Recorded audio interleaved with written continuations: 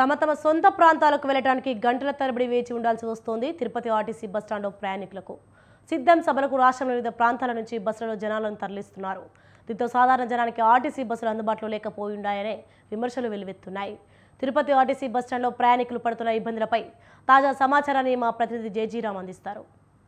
నిత్యం లక్షలాది మంది ప్రయాణికులతో కలకలలాడుతున్నటువంటి తిరుపతి ఆర్టీసీ బస్టాండ్ నేడు వెలవెలపోయింది. అటు తిరుమలకు వెళ్ళేటువంటి బస్సులు కావచ్చు, మరోవైపు మనం చూసుకున్నట్టయితే తిరుపతి నుంచి మన పక్క జిల్లాలైనటువంటి కడప, అనంతపూర్, కర్నూలు, అదేవిధంగా నెల్లూరుకు వెళ్లాల్సినటువంటి బస్సులన్నింటినీ కూడా ఏమీ ఇవాళ కదలనీయకుండా చేశారు. దీనికి సంబంధించి తిరుపతి ఆర్టీసీ బస్టాండ్ ప్రాంగణం అంతా కూడా బస్సులు లేకుండా వెలవెలపోవడమే కాకుండా ప్రయాణికులతో కలకలలాడుతుంది. అంటే ఎవ్వరూ కూడా ప్రయాణికులు వాళ్ళ యొక్క స్వస్థలాలకు చేరుకోకుండా ఇక్కడే ఉన్నటువంటి పరిస్థితి కనపడుతుంది. అంటే దీనికి సంబంధించి మనం చూసుకున్నట్టయితే ప్రస్తుతం మనం తిరుపతి ఆర్టీసీ బస్టాండ్ వద్ద ఉన్నాము. బస్టాండ్ వద్ద మనం చూసుకున్నట్టయితే ప్రయాణికులు పెద్ద ఎత్తున వేచి ఉండేటువంటి పరిస్థితి కనపడుతుంది. అంటే ఎటువైపు చూసినా ప్రయాణికులే ఉన్నారు. వాళ్ళు వెళ్లాల్సినటువంటి గమ్యం చేరుకోక ఇప్పటికీ కూడా గంటల తరబడి వేచి ఉండేటువంటి పరిస్థితి కనపడుతుంది.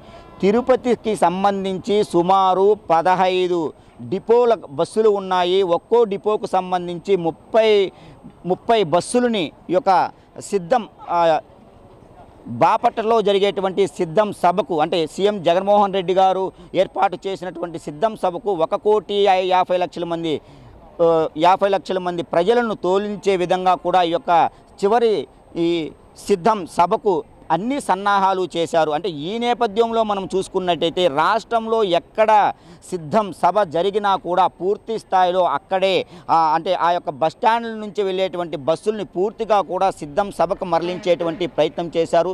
ఈ నేపథ్యంలో మనం చూసుకున్నట్టయితే మొత్తం మీద ప్రయాణికులు తీవ్ర ఇబ్బందులు ఎదుర్కొన్నటువంటి పరిస్థితి కనపడుతుంది. వాళ్ళ యొక్క సుదూర ప్రాంతాలు ఏవైతే వారి యొక్క పనుల నిమిత్తం తిరుపతికి వచ్చారో ఇక్కడ నుంచి తిరిగి వెళ్ళటానికి ప్రతి ఒక్కరూ ఇబ్బంది పడేటువంటి పరిస్థితి కనపడుతుంది.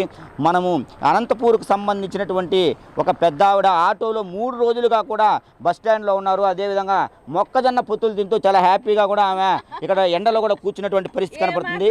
మా చెప్పండి, మీరు ఎక్కడికి వెళ్ళాలి, ఏంటమ్మా పరిస్థితి? పుట్టపర్తి పోవాల కన్నయ్య, అదిగా దేవునికి లకేజీ పెట్టుకున్నా, కొబ్బరికాయలు పెట్టుకున్నా, దిన్నం ఇట్లా తిరగాలంటే కాళ్ళు చేతులు వాళ్ళు మేమేం గైతే అయ్యేది నాన్న. కూడేమి నీళ్ళేమి మా మాతర్లేమి ఇచ్చే డబ్బులు ఇస్తాండి క్యాన్సిల్ అయిపోయింది.